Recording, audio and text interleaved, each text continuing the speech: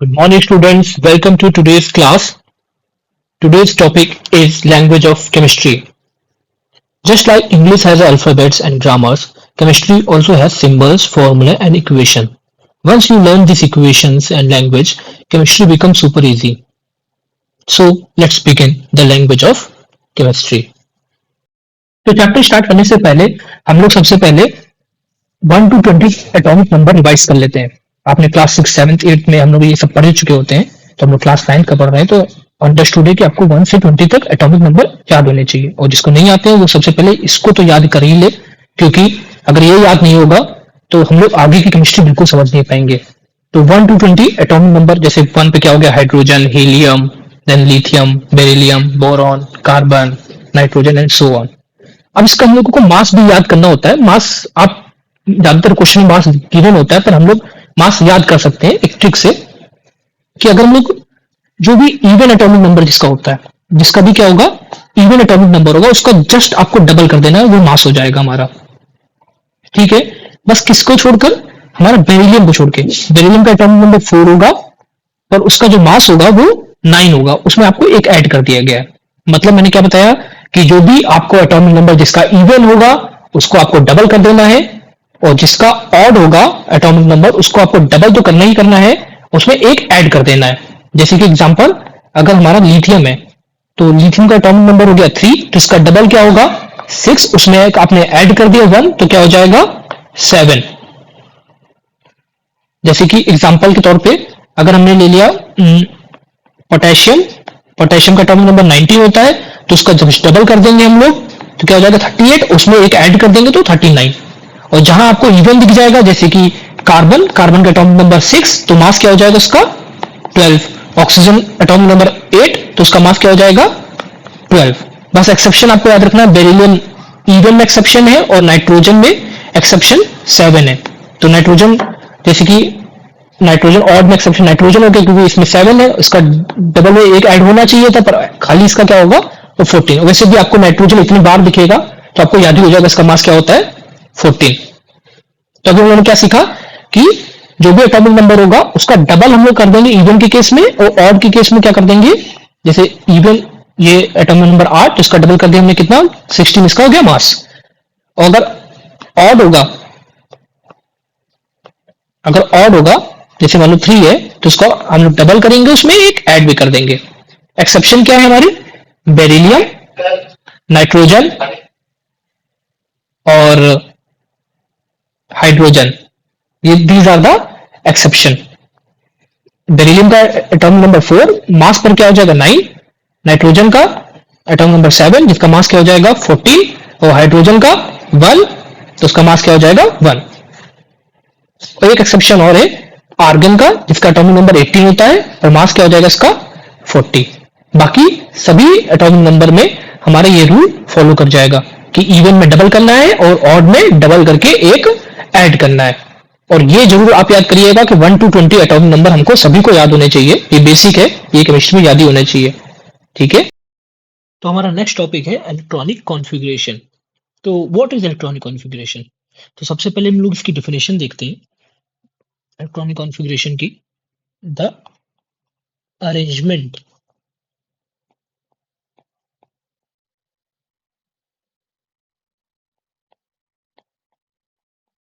arrangement of electrons arrangement of electrons in different shells or orbit around the nucleus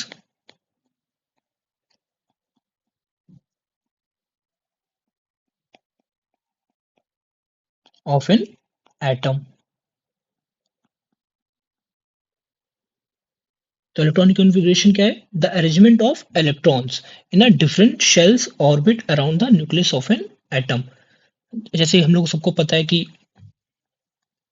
atom में centre में क्या है nucleus, उसके around electron क्या करते हैं, रिवॉल्व करते हैं इन अ शेल या ऑर्बिट भी बोल सकते हैं हम लोग। तो यहाँ पे क्या होता है, न्यूक्लियस, न्यूक्लियस में हमारे प्रोटॉन और न्यूट्रॉन होंगे और इलेक्ट्रॉन इस ऑर्बिट में रिवॉल्व करते हैं। अब वो कैसे अरेंज होते हैं, मतलब किस शेल में कितने इलेक्ट्रॉन होंगे, उसी को, उस अरेंजमेंट को ही बोल देते हैं हम लोग क्या, इलेक्ट्रॉनिक कॉन्फ़िगरेशन। क्या है, the arrangement of electron, electron का arrangement in a different shell, different shells में, around the nucleus, around the nucleus के अराउंड, उसी को बोल देते हैं हम लोग क्या, इलेक्ट्रॉनिक कॉन्फ़िगरेशन। अब इसका न्यूक्लियस का हम लोग ने नाम दिया है, मतलब बोर-ब्यूरी रूल्स के हिसाब से, K, L, M, N and so on, ऐसे हम लोगों ने शेल डिवाइड कर लिए हैं। अब बोर-ब्यूरी रूल के हिसाब से 2n स्क्वायर, ये एक रूल है जिसमें हम लोग n की वैल्यू 1 2 3 4 पुट करेंगे, उससे हमको पता चलेगा किस शेल में कितने इलेक्ट्रॉन जाते हैं।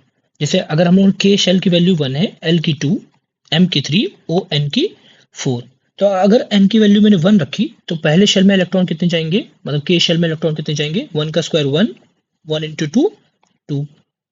फिर अगर मैंने एल एन की वैल्यू 2 रखी तो 2 का स्क्वायर 4 एंड 4 टू जा 8, यानी एल शेल में 8 इलेक्ट्रॉन मैक्सिमम जा सकते हैं। और एम शेल में 3 रखेंगे तो फिर 3 3 जा 9, 9 टू जा 18, एंड सेम फॉर एन, इसमें जाएंगे 32 इलेक्ट्रॉन्स। तो के शेल में 2 इलेक्ट्रॉन्स मैक्सिमम, एल में 8, एम में 18 और एन में 32। अब जो लास्ट शेल होगा, या किसी भी एटम का लास्ट शेल होगा, उसमें मैक्सिमम हम 80 इलेक्ट्रॉन रख सकते हैं। मतलब अगर यहाँ पे हमको दिख रहा है एम जो है, एम हमको दिख रहा है यहाँ पे, इसमें 89 इलेक्ट्रॉन्स जा सकते हैं मैक्सिमम। पर अगर ये आखिरी शेल होगा किसी भी एटम का, तो उसमें मैक्सिमम 80 इलेक्ट्रॉन वो रखेगा। तो हमारे कोर्स में अभी 1 टू 20 ही इलेक्ट्रॉनिक कॉन्फ़िगरेशन आता है, मतलब 1 टू 20 एटॉमिक नंबर का ही इलेक्ट्रॉनिक कॉन्फ़िगरेशन आता है।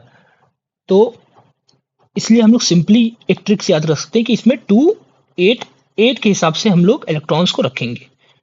बहुत सिंपल सा है, सपोज आपको जितने भी एटॉमिक नंबर होगा वो उसमें उतने इलेक्ट्रॉन होंगे, आपको ऐसे अरेंज करना है, पहले शेल में 2, सेकंड शेल में 8 और थर्ड शेल में 8। तो वन बाय वन हम लोग करते हैं। तो सबसे पहले हम लोग ऑक्सीजन एग्जांपल लेते हैं। तो ऑक्सीजन का एटॉमिक नंबर कितना होता है, 8। तो एटॉमिक नंबर 8, इसका मतलब है कि इसमें 8 इलेक्ट्रॉन्स हैं। तो 8 इलेक्ट्रॉन्स को हमको अरेंज करना है कितने शेल में, K, L, M and so on. तो 8 इलेक्ट्रॉन्स है, हमने पढ़ा फर्स्ट रूल में, बोर-ब्यूरी रूल के हिसाब से, पहले शेल में कितने जाएंगे इलेक्ट्रॉन, 2। फिर एल शेल है, अब इसमें मैक्सिमम 8 इलेक्ट्रॉन जा सकते हैं। और हमारे पास बचे कितने इलेक्ट्रॉन, 8 इलेक्ट्रॉन थे, जिसमें से हमने 2 इलेक्ट्रॉन पहले के शेल में रख दिए, तो बचेंगे कितने, 6 इलेक्ट्रॉन। तो ये हो गया इसका कॉन्फ़िगरेशन 2 और 6। अब सवाल आता है यहाँ पे कि वैलेंस इलेक्ट्रॉन कौन से होते हैं। तो वैलेंस इलेक्ट्रॉन जो आखिरी शेल, इसमें 2 ही शेल हुए ना, के ओ एल शेल, तो जो आखिरी शेल है यानी एल शेल है, उसमें कितने इलेक्ट्रॉन है, तो number of electron present in valence shell are known as valence electron. तो इसमें कितने वैलेंस इलेक्ट्रॉन हो जाएंगे, 6। वैलेंस इलेक्ट्रॉन कितने हो गए यहाँ पे, 6। और वैलेंसी क्या होता है, valency number of electron required to complete 8 electrons और to make 0 electron in a shell.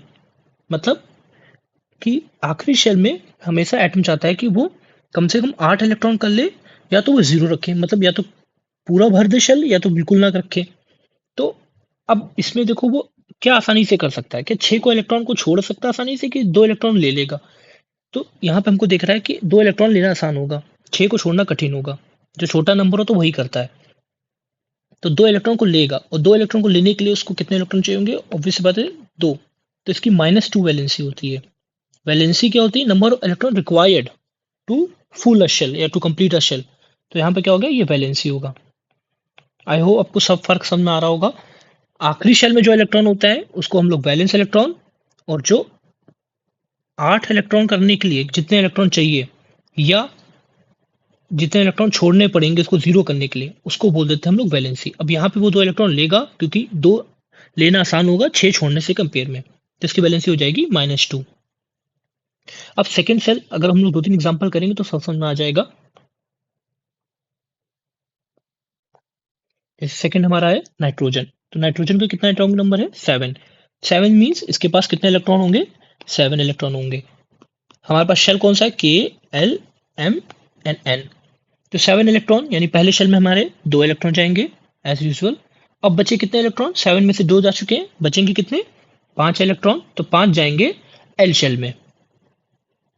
तो अब यही 5 आखिरी शेल में इलेक्ट्रॉन है, क्योंकि 2 ही शेल में इसके इलेक्ट्रॉन हो गए।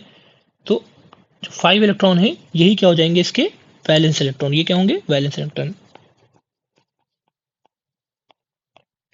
और वैलेंसी क्या होगा, अब इसको 8 करना है तो या तो 3 को लेगा, वो 3 को लेगा, या तो वो 5 को छोड़ेगा। तो 3 को लेना आसान होगा, इसी वजह से इसकी वैलेंसी क्या हो जाती है नाइट्रोजन की, 3 माइनस। और जब भी हम लोग किसी भी एलिमेंट को नेगेटिव वैलेंसी के साथ लिखते हैं उसमें आईडीई वर्ड यूज करते हैं, यानी इसका नाम हो जाएगा नाइट्राइड आयन। क्या नाम हो जाएगा, नाइट्राइड आयन। जैसे इसमें O2 माइनस, ऑक्सीजन की वैलेंसी कितनी थी, -2, तो इसका नाम हो जाएगा ऑक्साइड आयन। सिंपली एक एग्जांपल और लेते हैं हम लोग एल्यूमिनियम का। तो एल्यूमिनियम का एटॉमिक नंबर कितना, 13। एल्यूमिनियम का एटॉमिक नंबर कितना है, 13। It means it has 13 electron. अब 13 इलेक्ट्रॉन को फिर से कैसे अरेंज करेगा वो, 2 इलेक्ट्रॉन पहले शेल में, के शेल में, और एल में कितने जाएंगे, 8 इलेक्ट्रॉन, क्योंकि मैक्सिमम 8 ही जा सकते हैं। तो अब तक 10 इलेक्ट्रॉन हो चुके हैं, मतलब 3 इलेक्ट्रॉन बचे हैं। तो आखिरी शेल में वो 3 इलेक्ट्रॉन रखेगा। तो अब क्योंकि हमने पढ़ा था कि अगर आखिरी शेल है तो उसमें वो सबसे पहले 8 करने की पूरी कोशिश करता है, यानी इसको अब कितना लेना पड़ेगा, या तो वो 5 को ले ले, और जब 5 को लेगा तो -5, और अगर 3 को छोड़ दे तो यहाँ पे छोड़ना आसान होगा, क्योंकि 3 छोटा नंबर है 5 के कंपेयर में। तो 3 को छोड़ेगा तो एल्यूमिनियम की वैलेंसी जो हो जाएगी वो क्या हो जाएगी, +3। और याद रखिएगा यहाँ पे नाम नहीं चेंज होता है, नेगेटिव वैलेंसी में नाम चेंज होगा। नेगेटिव वैलेंसी में आईडी वर्ड यूज कर देते हैं, पर पॉजिटिव वैलेंसी में हम लोग नाम को चेंज नहीं करते। तो इसका सिंपली एल्यूमिनियम आयन हो गया।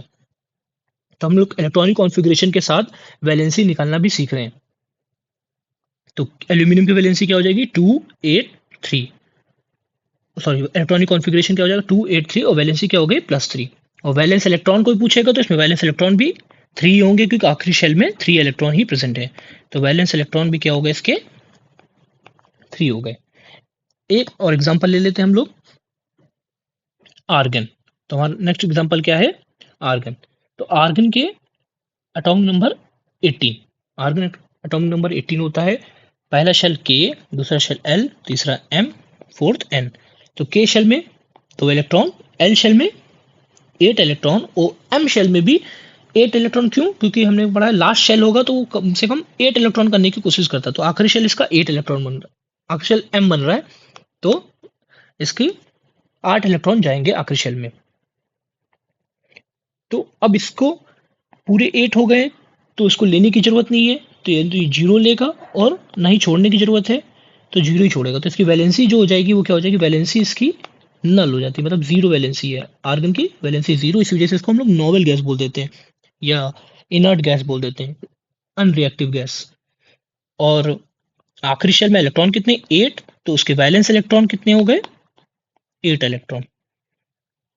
तो सिंपली हम लोग ने बहुत से एग्जाम्पल कर लिए हैं, oxygen example, nitrogen, aluminium and argon. अब आपके लिए मैं कुछ होमवर्क दे रहा हूँ, आपको होमवर्क करना होगा। मैग्नीशियम का इलेक्ट्रॉनिक कॉन्फ़िगरेशन लिखिए और उसके वैलेंस इलेक्ट्रॉन सिंपली, और कैल्शियम का, पोटेशियम एंड सल्फर, इन 4 के आप वैलेंस इलेक्ट्रॉन, वैलेंसी और इलेक्ट्रॉनिक कॉन्फ़िगरेशन करिएगा। तो हमने अब तक वैलेंसी निकालना सीख ली है 20 एटॉमिक नंबर तक। अब 20 एटॉमिक नंबर के ऊपर अगर कोई मेटल आ जाता है तो उसकी वैलेंसी हम लोग मैक्सिमम केस में +2 ही कंसिडर करेंगे। जो हमारे कोर्स में आएगा उसमें सब में +2 से हमारा काम चल जाएगा। जैसे एग्जांपल, अगर आपको जिंक दे देते हैं तो जिंक का एटॉमिक नंबर 30 होता है, पर हमने तो याद किया है 20 तक, तो इसका वैलेंसी क्या हो जाएगी, +2। ऐसे टिन +2, लेड +2, मरकरी +2। तो आपको जो भी मेटल्स दिखेंगे 20 एटॉमिक नंबर के ऊपर को, आप उसमें +2 वैलेंसी लगा दीजिएगा। अब हमारे कोर्स में वेरिएबल वैलेंसी कुछ होती है, वो हमको याद करनी पड़ेगी, पर आपको मैं सुपर ट्रिक से या सुपर तरीके से याद करा देता हूँ। उसमें आपको देखो सबसे पहले 4 ग्रुप बनाने हैं, 1, 2, 3 का ग्रुप और 4 का ग्रुप। तो 4 ग्रुप हमने बना दिए हैं। अब हम लोग इसमें वही, क्योंकि हम लोग वेरिएबल बैलेंस याद कर रहे हैं, यानी जो एक ग्रुप में आएगा वो दूसरे ग्रुप में भी किसी न तो किसी ग्रुप में आएगा जरूर। तो सबसे पहले हम लोग याद करेंगे फोर्थ ग्रुप में। तो फोर्थ ग्रुप में हमारा आएगा, देखिए हम लोग कैसे याद करेंगे, P B, P T, S N, M N. P B, P T, S N, M N, दो पी वाले, दो आपको पी वाले देखिए, दो पी और दो एन वाले, ऐसे याद करेंगे। अब जो फोर्थ वैलेंसी शो करेगा वही शो करेगा क्या सेकंड वाले में भी ना, क्योंकि वेरिएबल वैलेंसी यानी कि इसकी 4 वैलेंसी है और 2 वैलेंसी भी है। तो P B, P T, S N, M N, ये दोनों ग्रुप में आ गए। P B, P T, S N, M N, P B, P T, S N, M N. अब इनके नाम भी पढ़ लेते हैं हम लोग। पीबी क्या होगा, लेड। पीबी क्या है, ये लेड है। इसको हम लोग प्लम्बस भी बोलते हैं, प्लम्बस या प्लम्बिक वैलेंसी के हिसाब से। और इसको प्लेटिनम, और इसको टिन या स्टेनस या स्टेनिक, और इसको मैंगनीज। तो लेड, प्लेटिनम, टिन और मैग्नीज, इनकी वैलेंसी +4 भी होगी और +2 भी होगी। दोनों ग्रुप आ रहे हैं, +4 ग्रुप में भी आएंगे और +2 ग्रुप में भी आएंगे। अब हम लोग थर्ड ग्रुप में याद करते हैं। तो थर्ड ग्रुप में बहुत इजी, खाली दो ही हमारे, गोल्ड और आयरन। अब हमको पता है आयरन तो बहुत फेमस है कि आयरन 2 और 3 वैलेंसी होती है, यानी आयरन 3 में आएगा और किस में आएगा, 2 में। और गोल्ड मात्र एक एलिमेंट है जो 3 के साथ 1 वैलेंसी शो कर रहा है।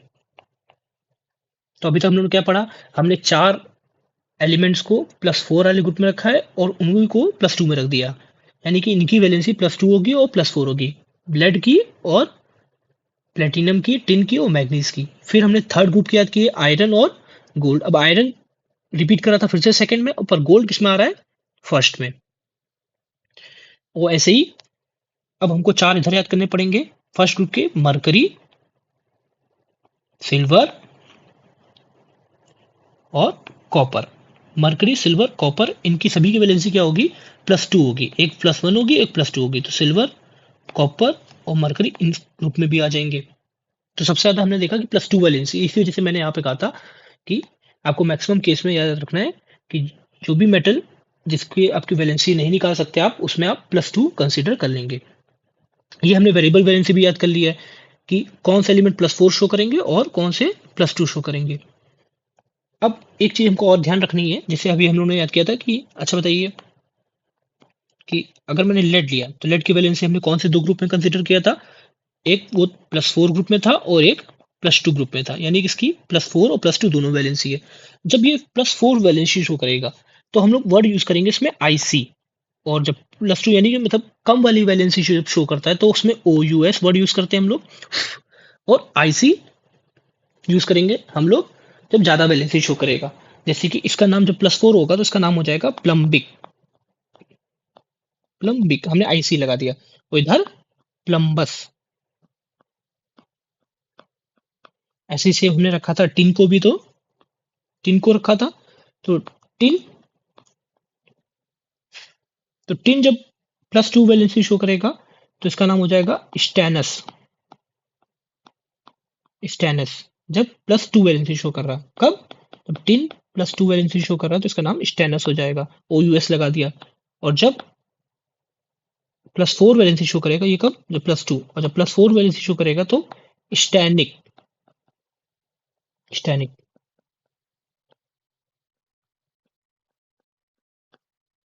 तो आपको स्टैनस स्टैनिक जब वर्ड देंगे तो आपको समझना पड़ेगा कि OUS यानी इसकी कौन सी वैलेंसी लेनी है, +2 वैलेंसी लेनी है। जब स्टैनिक देगा तो +4 वैलेंसी लेनी है।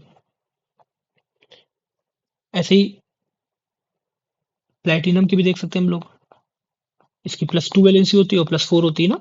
तो +2 जो होगी उसमें हम लोग वर्ड यूज करेंगे क्या, प्लेटिनस। प्लेटिनस क्योंकि कम तो प्लेटिनस और ज्यादा तो प्लेटिनिक। प्लेटिनिक यहाँ पे +2 वाली वैलेंसी और यहाँ पे +4 वाली वैलेंसी यूज की गई है। ऐसे ही आप कमेंट में बताइए आयरन के नाम क्या होंगे। अब आयरन +2 वैलेंसी यानी कम वाली वैलेंसी और जब वो 3 वैलेंसी शो करेगा। ऐसे आपको कमेंट बताना है कॉपर का, जब कॉपर +1 वैलेंसी शो करेगा और +2। आई होप आपको ये याद जरूर हो गया होगा क्योंकि बहुत सिंपल तरीके से मैंने बताया है कि +4 में कौन से एलिमेंट जाएंगे, लेड, प्लेटिनम, Fn और Mn। दो N वाले यानी Sn Mn यानी टिन और मैग्नीज, और दो P वाले नहीं लेड और प्लेटिनम। वही चारों को आपको उठा के रखना है +2 में। और ऐसे ही थर्ड वाले ग्रुप में कौन था, आयरन और गोल्ड। बहुत सिंपल सा है।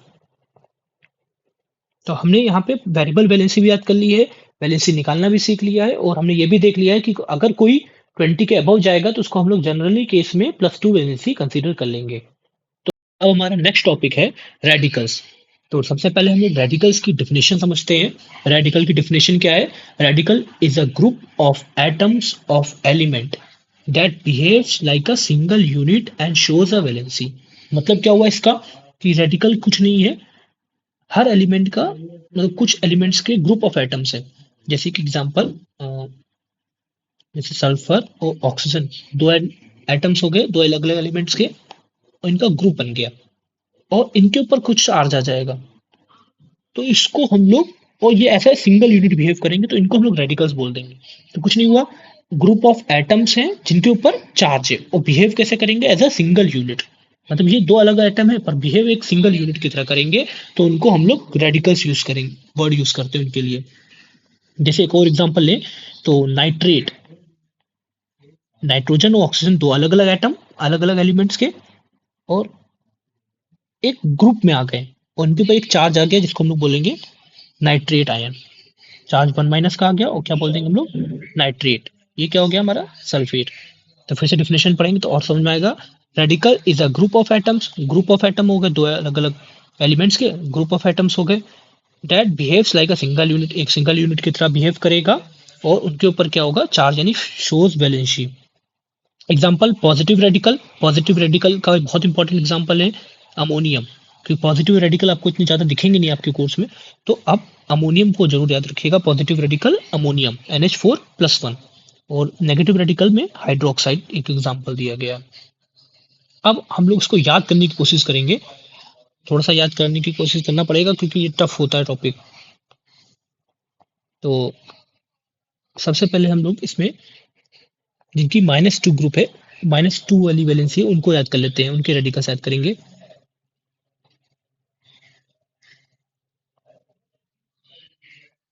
ऐसे ही -3 और -1। तो -2 में जो आएंगे, सबसे पहले हमको याद रखना है सल्फेट, जो अभी हमने याद किया सल्फेट SO4 2-। चार ऑक्सीजन लग गए हैं और सल्फर में, तो इसी वजह से नाम इसका क्या पड़ गया, सल्फेट। क्या पड़ेगा, सल्फेट, सल्फेट 2-। ऐसे ही अगर मैं एक ऑक्सीजन कम कर देता हूँ, इसमें एक ऑक्सीजन कम कर दिया तो सल्फेट की जगह क्या हो जाएगा, सल्फाइड। क्या हो जाएगा, सल्फाइड। मतलब 8 से 8 हो गया, जैसे ही एक ऑक्सीजन कम किया। सिमिलरली वैसे ही फॉस्फेट में भी ये क्या है, फॉस्फेट। तो पी है फॉस्फेट में, तो PO4, 8 आ रहा है तो 4 ऑक्सीजन लगेंगे, और यहाँ पे वैलेंसी क्या हो जाएगी, 3-। फॉस्फेट, अगर एक ऑक्सीजन कम कर दिया तो फॉस्फाइट, एक ऑक्सीजन कम करते क्या हो जाएगा, फॉस्फाइट। तो सल्फेट SO4 2-, और सल्फाइट एक ऑक्सीजन आपको कम कर देना है, और वैलेंसी सॉरी यहाँ पे 2- होगी, सल्फाइट, सल्फेट और सल्फाइट। ऐसे फॉस्फेट PO4 3-, और फॉस्फाइट क्या हो जाएगी, 3-। वैलेंसी सेम रहेगी, बस एक ऑक्सीजन कम कर देना आपको फॉस्फेट से फॉस्फाइट बनाने के लिए। ऐसे सिमिलरली नाइट्रेट, नाइट्रेट तो इसमें N आएगा तो नाइट्रेट NO3। अब याद रखना 8 आ रहा है तो 4 नहीं लगेगा, इसमें 4 थे 4 ऑक्सीजन, पर इसमें 3 ही ऑक्सीजन होंगे, और वैलेंसी क्या हो जाएगी, -1। ऐसे नाइट्राइट, नाइट्राइट तो एक ऑक्सीजन आपको कम कर देना है, वो NO2 1 माइनस। तो सल्फेट SO4 2 माइनस, सल्फाइड SO3 2 माइनस, फॉस्फेट PO4 3 माइनस, एक ऑक्सीजन कम कर देंगे तो फॉस्फाइड बन जाएगा। नाइट्रेट NO3 1 माइनस और एक ऑक्सीजन कम कर देना है नाइट्राइट। तो आपको खाली सल्फेट, फॉस्फेट और नाइट्राइट याद करना है, बाकी तीन तो याद ही हो जाएंगे। ऐसे ही एक और इंपॉर्टेंट है -2 में carbonate. Carbonate CO3 2 minus, carbonate का क्या होगा CO3 2 माइनस। ऐसे ही नाइट 1 में एक और इंपॉर्टेंट है हमारा हाइड्रोक्साइड। हाइड्रोक्साइड इसकी वैलेंसी क्या होगी OH-1। ऐसे ही जैसे मैं लिख रहा हूँ आपको वैसे ही बार बार लिख के याद करना पड़ेगा, क्योंकि ये बहुत इंपॉर्टेंट है। और आगे की केमिस्ट्री समझने के लिए 9, 10, 11, 12 पूरी केमिस्ट्री समझने के लिए हमको ये कुछ रेडिकल्स तो बहुत अच्छे से याद होने ही चाहिए। तो सल्फेट, सल्फाइड और कार्बोनेट -2 ग्रुप में आ गए, हम लोगों ने देखा। ऐसे ही क्रोमेट होता है, क्रोमेट CrO4 2 माइनस। ऐसे डाइक्रोमेट, दो क्रोमीन आ जाएंगे इसमें, तो डाइक्रोमेट Cr2O7 2 माइनस। तो ये सब 2 माइनस वाले हैं, sulphate, sulphide, carbonate, chromate, dichromate. इसका नाम क्या है क्रोमेट, क्रोमेट। और इसका डाइक्रोमेट, ये ऑरेंज कलर का आयन होता है, dichromate Cr2O7 2 minus. I hope आपको याद हो रहा होगा, इसको बार बार आपको लिखना पड़ेगा तभी याद होगा, इतनी आसानी से तो याद नहीं होगा। तो आपको बार बार रफ कॉपी में 3-4 बार कम से कम लिख के याद करना पड़ेगा। Carbonate CO3 2 minus, chromate CrO4 2 minus और डाइक्रोमेट Cr2O7 2 माइनस। इंपॉर्टेंट जो ऊपर के हैं वो ज्यादा इंपॉर्टेंट है, वो आपको याद रखने ही रखने हैं। ऐसे ही हम लोग कुछ और रेडिकल्स याद करते हैं, जैसे कि जिंकेट। अब जिंकेट है तो इसमें जिंक लगता है, और जिंक की वैलेंसी हमने याद की है कितनी होती है +2। ठीक है, इसमें अगर मैं एक ऑक्सीजन लगा दूंगा -2 तो जिंक ऑक्साइड बन जाएगा, तो ये तो रेडिकल नहीं होगा, इसमें तो कोई चार्ज नहीं है। तो इसी वजह से हमने ZnO2 2 माइनस, कम से कम दो ऑक्सीजन रखने पड़ेंगे चार्ज आने के लिए। तो ZnO2 हो गया हमारा जिंकेट का रेडिकल। ऐसे ही प्लम्बाइट, तो प्लम्बाइट हमने याद किया है Pb की वैलेंसी +2 और ऑक्सीजन की -2 होती है, तो इसमें भी PbO बन जाएगा। तो कम से कम एक ऑक्सीजन हमको ज्यादा रखना पड़ेगा वैलेंसी रखने के लिए। तो क्या बन गया प्लम्बाइट का PbO2 माइनस। ऐसे जिंकेट का ZnO2 माइनस। तो ये बहुत आसान है, जिंकेट जैसे मैं याद करा रहा हूँ आपको वैसे ही याद करना है, ज्यादा इसमें दिमाग लगने की जरूरत नहीं है, सिंपल सा है। ऐसे तीसरा केस हमारा एल्यूमिनेट। तीसरा क्या हो गया हमारा एल्यूमिनेट। एल्यूमिनेट तो इसमें एल्यूमिनियम की वैलेंसी +3 और ऑक्सीजन की होती है -2। तो इसमें क्या होगा, कम से कम आपको दो ऑक्सीजन लगाने पड़ेंगे चार्ज आने के लिए। जैसे ही मैंने दो ऑक्सीजन लगाया तो +3 और माइनस, ऑक्सीजन की -2 होते, दो ऑक्सीजन की -4 हो जाएगी। तो -4 +3 कितना आ जाएगा चार्ज -1। तो एल्यूमिनेट का क्या हो जाएगा -1। देखिए जिंकेट और प्लम्बेट दोनों में दो दो ऑक्सीजन लगे हैं और -2 का चार्ज है, बस एल्यूमिनेट में दो ऑक्सीजन लगे हैं पर चार्ज कितने का -1। और -1 का कैसे आ गया चार्ज हमने बताया, आपको ऐसे याद करना है कि एल्यूमिनियम का क्या हो गया +3 और ऑक्सीजन का -2 होती है, हमने दो ऑक्सीजन ले ली तो -4 हो जाएगा, और -4 +3 -1 होता है। ऐसे सिलिकेट क्या हो गया सिलिकेट। तो सिलिकेट की सिलिकॉन की वैलेंसी हम लोग जनरली कंसिडर कर लेंगे +4, ऑक्सीजन की -2। तो ऑक्सीजन को चार्ज लाने के लिए कम से कम 3 ऑक्सीजन चाहिए होंगे ना, तभी तो चार्ज आएगा। तो SiO3 हो गया और चार्ज कितना हो जाएगा 2 माइनस। कैसे 3 ऑक्सीजन लगे, क्योंकि अगर वो Si 2 ले लेता और 2 ऑक्सीजन होते तो फिर -4 +4 0 चार्ज आ जाता। इसी वजह से उसने 3 ऑक्सीजन लिए और चार्ज कितना आ गया -2 का। तो सिलिकेट SiO3 2 माइनस। तो फिर से रिवाइज करते हैं जल्दी से। जिंकेट ZnO2 माइनस, क्यों, क्योंकि दो ऑक्सीजन लगेंगे तभी चार्ज आएगा। ऐसे ही प्लम्बाइट दो ऑक्सीजन लगेंगे तभी चार्ज आएगा। एल्यूमिनेट पे दो ऑक्सीजन लगे और -1 का चार्ज आ गया। ऐसे सिलिकेट में 3 ऑक्सीजन लगेंगे कम से कम -2 का चार्ज लेने के, क्योंकि सिलिकॉन की वैलेंसी +4 होती है। वैलेंसी निकालना हम लोग पहले ही डिस्कस कर चुके हैं कैसे निकालते हैं वैलेंसी।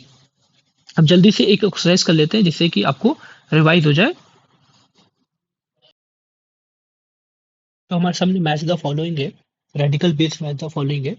जो अभी हमने रेडिकल्स याद किए हैं उन्हीं बेस्ड है। तो सबसे पहले हमारे सामने जिंकेट है। तो जिंकेट में हमने क्या पढ़ा था कि जिंक लेना है, और जिंक की वैलेंसी हमको क्या पता था +2, और ऑक्सीजन की -2 होती है, ऑक्सीजन के साथ जुड़ा रहता है। अब कम से कम 2 ऑक्सीजन लगेंगे जिंक को पे चार्ज लाने के लिए, जिंक ऑक्साइड, और उसमें कितना चार्ज आएगा 2 माइनस में, क्योंकि ऑक्सीजन का -2, 2 तो -4, और -4 +2 -2 हो गया। तो जिंक केट क्या होगा ZnO2 माइनस, ये ऐसा हमको यहाँ दिख रहा है F। तो इसका आंसर क्या हो जाएगा फर्स्ट का F। एक बार आप जरूर इसको पहले पॉज करके ट्राई करिए और फिर आंसर मैच करिएगा, तभी आपको आएगा। दूसरा क्या है सल्फेट। तो सल्फेट में हमने याद किया होगा, सबसे पहले इसी को याद किया था SO4 2 माइनस। तो सल्फेट हमारा SO4 2 माइनस यानी I। थर्ड क्या हो जाएगा एल्यूमिनेट। तो एल्यूमिनेट, एल्यूमिनियम की वैलेंसी +3 होती है, तो कम से कम 2 ऑक्सीजन लगेंगे चार्ज लाने के लिए, और 2 ऑक्सीजन पे चार्ज होगा -4, तो -4 +3 कितना हो जाएगा -1। तो एल्यूमिनेट क्या होगा AlO2 1 माइनस, यानी कि इसका आंसर क्या हो जाएगा हमारा जी। क्या हो जाएगा जी। ऐसे ही प्लम्बाइट, तीसरा केस हमारा प्लम्बाइट। प्लम्बाइट में मैंने बताया था कि पीबी की वैलेंसी क्या होगी +2, ऑक्सीजन कम से कम 2 लगेंगे चार्ज लाने के लिए, PbO2 -2। तो क्या हो जाएगा PbO2 -2, यानी कि इसका हमारा H हो जाएगा, यहाँ गलत हो गया 2 माइनस होगा, तो H, फोर्थ का हमारा H हो गया। ऐसे ही फिफ्थ बाइकार्बोनेट। अब बाइकार्बोनेट क्या होता है, नॉर्मल हमने कार्बोनेट पढ़ा है क्या होता है CO3 2 माइनस। जहां भी बाई वर्ड यूज होगा इसका मतलब समझ जाइएगा कि यहाँ पे H एक लगाया जाएगा और एक वैलेंसी आपको कम कर देनी है। तो बाइकार्बोनेट क्या हो जाएगा HCO3 1 माइनस। तो बाइकार्बोनेट HCO3 1 माइनस, यानी कि इसका आंसर हो गया हमारा C। बाइकार्बोनेट आई होप समझ में आ गया आपको। जैसे बाई सल्फेट भी होगा या हाइड्रोजन सल्फेट भी बोलते हैं। तो जैसे SO4 2 माइनस होता है, इसमें हाइड्रोजन सल्फेट अगर कोई बोल देगा तो आपको H लगा देना है और एक वैलेंसी कम कर देना है। जहाँ पे बाई या हाइड्रोजन वर्ड यूज होगा आपको H वर्ड यूज करना है, H लगा देना है और एक वैलेंसी कम कर देना है। आई होप आपको थोड़ा बहुत रेडिकल्स याद हो गए होंगे, पर आपको इसको बार बार लिखना पड़ेगा। ये कुछ रेडिकल्स है, इसको आप चाहो तो स्क्रीनशॉट ले लीजिए और इसको बार बार लिख के याद करिए। ये जिंकेट हो गया, प्लम्बाइट हो गया, एल्यूमिनेट हो गया और सिलिकेट। ये कुछ है इंपॉर्टेंट रेडिकल्स जिसको आपको बार बार लिख लिख कर याद करना पड़ेगा। Now we will learn how to write formulas. तो सबसे पहले पोटेशियम क्लोराइड का फॉर्मूला हमको लिखना है। तो हमको पता चलेगा कि पोटेशियम की वैलेंसी कैसे निकालेंगे। तो हम लोग पहले सीख चुके हैं पोटेशियम का एटॉमिक नंबर कितना होता है 19 और 2 8 8 और 1। तो ये 1 इलेक्ट्रॉन को छोड़ देगा, तो इसकी वैलेंसी क्या हो जाएगी K+1। ऐसे ही क्लोराइड, क्लोराइड अपनी वैलेंसी यानी क्लोरीन की वैलेंसी के साथ लिखेंगे।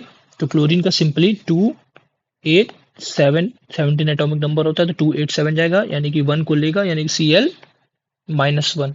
अब क्या करना होता है, आपने जब एक बार वैलेंसी के साथ दोनों एलिमेंट को लिख लिया, दोनों एटम को लिख लिया, तो आपको बस सिंपली क्रॉस कर देना होता है। वैलेंसी को नीचे उठा के रख देना है Cl के, और इसकी वैलेंसी इसके नीचे।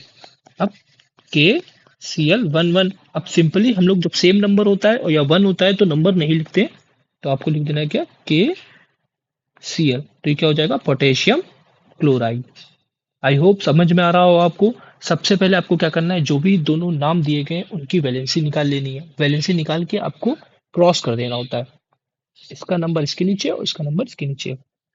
अगर 1 होगा तो आपको नंबर नहीं लिखना होता है, और सेम नंबर होता है तो भी आपको नहीं लिखना होता है। जैसे सपोज नेक्स्ट क्वेश्चन है हमारा सोडियम बाइकार्बोनेट की। तो सोडियम की वैलेंसी अगर आप निकालेंगे तो उसकी +1 आएगी। 2 8 1 11 इलेक्ट्रॉन होते हैं, तो 2 8 1 से सोडियम की वैलेंसी +1 आ गई। और बाइकार्बोनेट, बाइकार्बोनेट की हमने याद की कार्बोनेट की 2 माइनस होती है, और बाइकार्बोनेट हाइड्रोजन लगा देंगे तो क्या हो जाएगी 1 माइनस, और क्रॉस कर देंगे तो क्या हो जाएगा सोडियम Na1HCO3 O1 को लिखते नहीं तो NaHCO3 सोडियम बाइकार्बोनेट या सोडियम हाइड्रोजन कार्बोनेट इसको बोलेंगे। यहां तक आपको समझ में आ रहा होगा। तीसरा क्या है, मैग्नीशियम नाइट्रेट। तो मैग्नीशियम का एटॉमिक नंबर 12 होता है, 2 8 2, यानी 2 इलेक्ट्रॉन को छोड़ेगा, 2 इलेक्ट्रॉन को छोड़ेगा तो Mg+2। ऐसे नाइट्रेट हमने याद किया NO3 1 माइनस होती है, तो मैग्नीशियम की +2 और नाइट्रेट की 1 माइनस, तो क्रॉस कर दोगे तो मैग्नीशियम नाइट्रेट। अब जब भी रेडिकल्स होते हैं तो उनको हम लोग ब्रैकेट में लिखते हैं, जब भी रेडिकल्स होंगे उनको ब्रैकेट में लिखा जाता है। तो मैग्नीशियम नाइट्रेट, तो 2 ब्रैकेट में आ गया नीचे। सिंपली नेक्स्ट क्वेश्चन हमारा जिंक हाइड्रोक्साइड। तो जिंक की वैलेंसी, क्योंकि 20 एटॉमिक नंबर में आता नहीं तो इसके हम लोग निकाल नहीं सकते, तो हमने याद किया था कि जो भी 20 के अबव जाता है तो उसकी हम लोग वैलेंसी +2 कंसीडर कर लेते हैं। हाइड्रोक्साइड की वैलेंसी याद की हुई है हमने, -1 होती है, क्रॉस कर देंगे तो Zn नीचे 1 और OH के नीचे 2। तो OH क्योंकि रेडिकल है तो ये ब्रैकेट में 2 आ जाएगा, तो ZnOH2 जिंक हाइड्रोक्साइड हो गया। ऐसे नेक्स्ट क्वेश्चन हमारा कैल्शियम कार्बोनेट। तो जब कैल्शियम का एटॉमिक नंबर 20 होता है, इसकी वैलेंसी आप जब निकालेंगे 2 8 8 2, यानी 2 इलेक्ट्रॉन इसके पास ज्यादा पड़ रहे हैं तो इसको छोड़ देगा, और जब छोड़ता है तो प्लस, तो कैल्शियम की वैलेंसी +2 और कार्बोनेट की हमने पढ़ा है CO3 2 माइनस होती है, तो क्रॉस करेंगे कैल्शियम +2 CO3 -2 और क्रॉस कर देंगे तो सेम नंबर आएगा, इस वजह से नहीं लिखेंगे, तो कैल्शियम कार्बोनेट इसका फॉर्मूला बन गया CaCO3। ऐसे ही नेक्स्ट क्वेश्चन है हमारा अमोनियम हाइड्रोक्साइड। अमोनियम बहुत सिंपल सा है, हम लोग सिंपली क्या कर रहे हैं, कुछ नहीं, वैलेंसी निकाल रहे हैं और जिनकी रेडिकल्स की वैलेंसी हमने याद की हुई है उनको रख के क्रॉस कर दे रहे हैं। ऐसे ही अमोनियम, अमोनियम एकमात्र हमने रेडिकल याद किया था जिसकी पॉजिटिव वैलेंसी थी, क्या था, NH4+1, और हाइड्रोक्साइड की OH-1, क्रॉस कर देंगे दोनों में नीचे 1 आएगा तो NH4 OH हो जाएगा। तो अमोनियम हाइड्रोक्साइड का फॉर्मूला क्या बन गया, NH4OH। आई होप यहाँ तक आपको सभी कुछ समझ में आ चुका होगा, किसी चीज में डाउट तो होगा नहीं। अगर होगा तो आपको एक बार फिर से वीडियो जरूर देखें, जरूर समझ में आ जाएगा, बहुत अच्छे से समझाया गया है। एक क्वेश्चन हम लोग और कर लेते हैं, अमोनियम सल्फेट और सोडियम जिंकेट को भी। तो अमोनियम सल्फेट, अमोनियम की वैलेंसी NH4+1 और सल्फेट की SO4 2-। एक बार आपको जब रेडिकल्स याद हो जाएंगे तो बहुत आसानी से फॉर्मूले बन जाएंगे, कुछ नहीं होता, बस आपको लिख के क्रॉस कर देनी है वैलेंसी को। तो 2 इसके नीचे 1 इसके नीचे, और क्योंकि अमोनियम रेडिकल है तो ब्रैकेट में जाएगा 2, तो NH4 2 और सल्फेट, तो अमोनियम होल्ड सल्फेट हो गया। ऐसे ही सोडियम जिंकेट। तो सोडियम की वैलेंसी क्या होती है, Na+1 और जिंकेट की ZnO2 2-, क्रॉस कर देंगे तो Na2ZnO2 सोडियम जिंकेट बन गया है, सोडियम जिंकेट। ऐसे ही अमोनियम सल्फेट, अमोनियम हाइड्रोक्साइड हो गया ये NH4OH। तो कुछ नहीं करना है आपको, वैलेंसी रख के क्रॉस कर देना है। अगर आपको इसमें कुछ भी डाउट है तो आप एक बार वीडियो फिर से देखें, और नेक्स्ट पार्ट में हम लोग वैलेंसी निकालना तो सीख ही चुके हैं, नेक्स्ट पार्ट में हम लोग इक्वेशन बैलेंस करना सीखेंगे, इक्वेशन को बैलेंस करना, मॉलिक्यूलर मास निकालना, रिलेटिव एटॉमिक मास क्या होता है, रिलेटिव मॉलिक्यूलर मास क्या होता है, इसके बारे में जानेंगे। ये वीडियो को आप बार बार देखिए, इससे आपको समझ में जरूर आएगा। Thank you and wait for the next part. Subscribe, share, and comment.